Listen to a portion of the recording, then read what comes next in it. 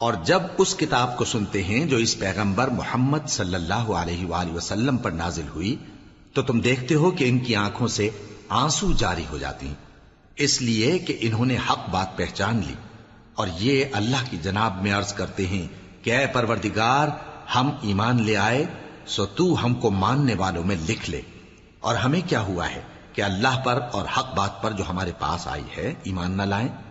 اور ہم امید رکھتے ہیں کہ ہمارا پروردگار ہم کو نیک بندوں کے ساتھ بہشت میں داخل کرے گا۔ بس اللہ نے ان کو اس کہنے کے سبب بہشت کے باغ عطا فرمائے جن کے نیچے نہریں بہ رہی ہیں، یہ ہمیشہ ان میں رہیں گے، اور نیکوکاروں کا یہی صلہ ہے۔ اور جن لوگوں نے کفر کیا اور ہماری آیتوں کو جھٹلایا وہ جہنمی ہیں۔ مومنوں، جو پاکیزہ چیزیں اللہ نے تمہارے لیے حلال کی ہیں ان کو حرام نہ کرو، اور حد سے نہ بڑھو کہ اللہ حد سے بڑھنے والوں کو دوست نہیں رکھتا، اور جو حلال و طیب روزی اللہ نے تم کو دی ہے اسے کھاؤ، اور اللہ سے جس پر ایمان رکھتے ہو ڈرتے رہو۔ اللہ تمہاری بے ارادہ قسموں پر تم سے مواخذہ نہیں کرے گا، لیکن پختہ قسموں پر جن کے خلاف کرو گے مواخذہ کرے گا، تو اس کا کفارہ 10 ناداروں کو اوسط درجے کا کھانا کھلانا ہے جو تم اپنے اہل و عیال کو کھلاتے ہو، یا ان کو کپڑے دینا یا ایک غلام آزاد کرنا، اور جس کو یہ میسر نہ ہو وہ 3 روزے رکھے۔ یہ تمہاری قسموں کا کفارہ ہے جب تم قسم کھا لو اور اسے توڑ دو، اور اپنی قسموں کی حفاظت کرو۔ اس طرح اللہ تمہارے سمجھانے کے لیے اپنی آیتیں کھول کھول کر بیان فرماتا ہے تاکہ تم شکر کرو۔ اے ایمان والو، شراب اور جوا اور بت اور پانسے، یہ سب ناپاک کام اعمال شیطان سے ہیں، سو ان سے بچتے رہنا تاکہ تم کامیاب ہو جاؤ۔ شیطان تو یہ چاہتا ہے کہ شراب اور جوئے کے سبب تمہارے آپس میں دشمنی اور رنجش ڈلوا دے، اور تمہیں اللہ کی یاد سے اور نماز سے روک دے۔ تو کیا تم لوگ ان کاموں سے باز آؤ گے؟ اور اللہ کی فرما برداری اور رسول کی اطاعت کرتے رہو اور ڈرتے رہو۔ اب اگر منہ پھیرو گے تو جان رکھو کہ ہمارے پیغمبر کے ذمے تو صرف پیغام کا کھول کر پہنچا دینا ہے۔ جو لوگ ایمان لائے اور نیک عمل کرتے رہے ان پر ان چیزوں کا کچھ گناہ نہیں جو وہ کھا چکے، جبکہ انہوں نے پرہیز کیا اور ایمان لائے اور نیک کام کیا، پھر پرہیز کیا اور ایمان لائے، پھر پرہیز کیا اور نیکوکاری کی، اور اللہ نیکوکاروں کو دوست رکھتا ہے۔ مومنوں، کسی قدر شکار سے جن کو تم ہاتھوں اور نیزوں سے حاصل کر سکو اللہ تمہاری آزمائش کرے گا، یعنی حالت احرام میں شکار کی ممانعت سے، تاکہ معلوم کرے کہ اس سے غائبانہ کون ڈرتا ہے، سو جو اس کے بعد زیادتی کرے تو اس کے لیے دکھ دینے والا عذاب تیار ہے۔ مومنوں، جب تم احرام کی حالت میں ہو تو شکار کے جانور نہ مارنا، اور جو تم میں سے جان بوجھ کر اسے مارے تو یا تو اس کا بدلہ دے، اور وہ یہ ہے کہ اسی طرح کا چوپایا جسے تم میں سے 2 معتبر شخص مقرر کر دیں قربانی کرے، اور یہ قربانی کعبے پہنچائی جائے، یا کفارہ دے اور وہ مسکینوں کو کھانا کھلانا ہے، یا اس کے برابر روزے رکھے تاکہ اپنے کام کی سزا کا مزہ چکھے، اور جو پہلے ہو چکا وہ اللہ نے معاف کر دیا، اور جو پھر ایسا کام کرے گا تو اللہ اس سے انتقام لے گا، اور اللہ غالب ہے، انتقام لینے والا ہے۔ تمہارے لیے دریا کی چیزوں کا شکار اور ان کا کھانا حلال کر دیا گیا ہے، یعنی تمہارے اور مسافروں کے فائدے کے لیے، اور جنگل کی چیزوں کا شکار جب تک تم احرام کی حالت میں ہو تم پر حرام ہے، اور اللہ سے جس کے پاس تم سب جمع کیے جاؤ گے ڈرتے رہو۔ اللہ نے عزت کے گھر یعنی کعبے کو لوگوں کے لیے موجب قیام بنایا ہے،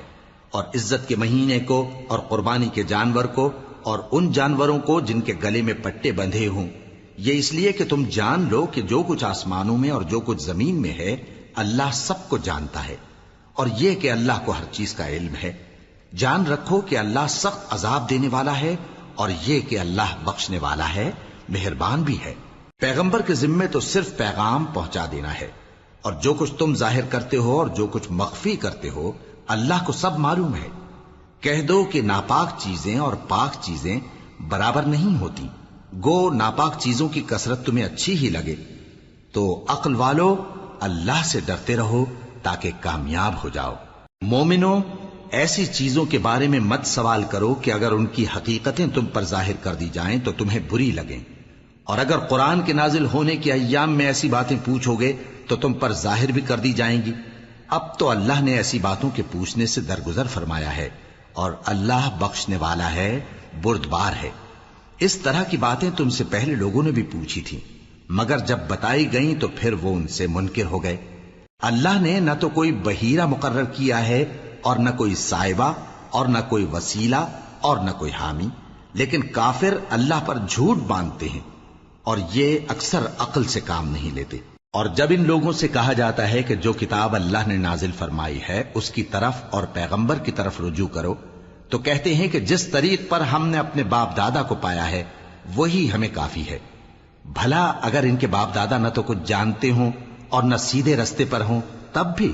اے ایمان والو، اپنے آپ کو سنبھالے رہو، جب تم ہدایت پر ہو تو کوئی گمراہ تمہارا کچھ بگاڑ نہیں سکتا۔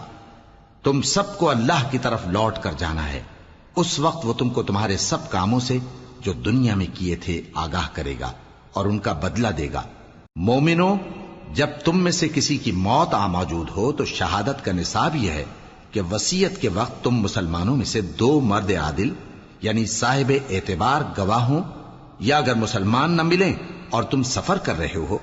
اور اس وقت تم پر موت کی مصیبت واقع ہو تو کسی دوسرے مذہب کے 2 شخصوں کو گواہ کر لو۔ اگر تم کو ان گواہوں کی نسبت کچھ شک ہو تو ان کو عصر کی نماز کے بعد کھڑا کرو، اور دونوں اللہ کی قسمیں کھائیں کہ ہم شہادت کا کچھ عوض نہیں لیں گے، گو ہمارا رشتہ دار ہی ہو،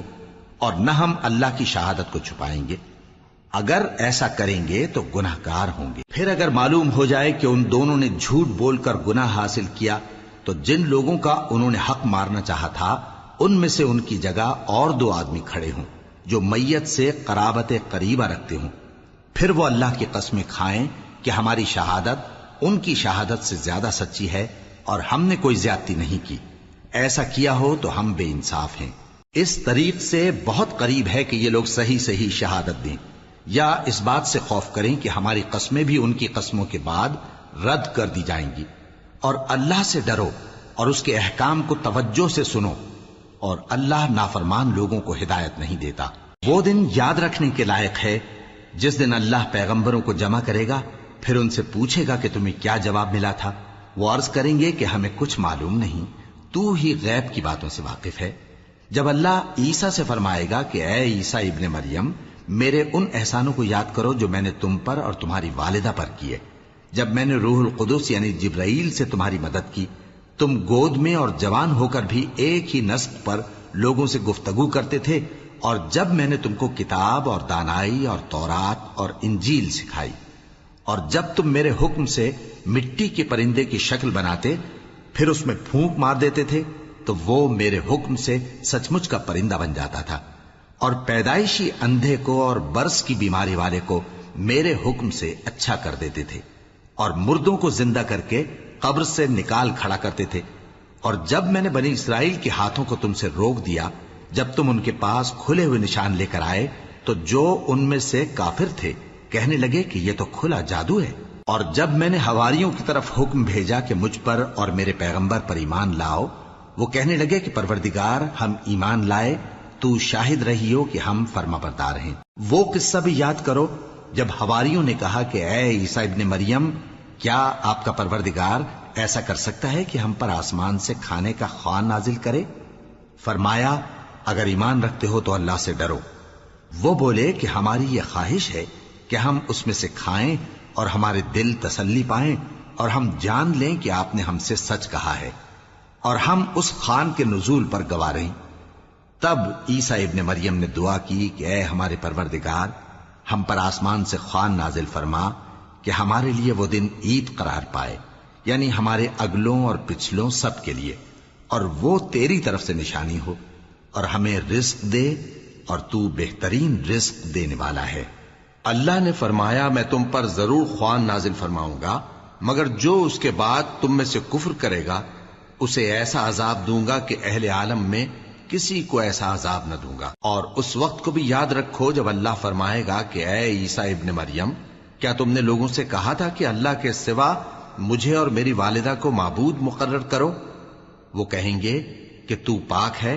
مجھے کب شایع تھا کہ میں ایسی بات کہتا جس کا مجھے کچھ حق نہیں؟ اگر میں نے ایسا کہا ہوگا تو تجھ کو معلوم ہوگا، کیونکہ جو بات میرے جی میں ہے تو اسے جانتا ہے، اور جو تیرے جی میں ہے اسے میں نہیں جانتا۔ بے شک تو علام الغیوب ہے۔ میں نے ان سے کچھ نہیں کہا بجز اس کے جس کا تو نے مجھے حکم دیا، وہ یہ کہ تم اللہ کی عبادت کرو جو میرا اور تمہارا سب کا پروردگار ہے، اور جب تک میں ان میں رہا ان کے حالات کی خبر رکھتا رہا۔ پھر جب تو نے مجھے دنیا سے اٹھا لیا تو تو ہی ان کا نگراں تھا، اور تو ہر چیز سے خبردار ہے۔ اگر تو ان کو عذاب دے تو یہ تیرے بندے ہیں، اور اگر انہیں بخش دے تو تیری مہربانی، اس لیے کہ تو ہی غالب ہے، حکمت والا ہے۔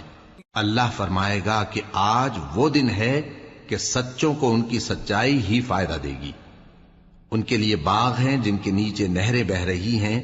ہمیشہ ہمیشہ وہ ان میں بستے رہیں گے۔ اللہ ان سے خوش ہے اور وہ اللہ سے خوش ہیں، یہی بڑی کامیابی ہے۔ آسمان اور زمین اور جو کچھ ان دونوں میں ہے سب پر اللہ ہی کی بادشاہی ہے، اور وہ ہر چیز پر قادر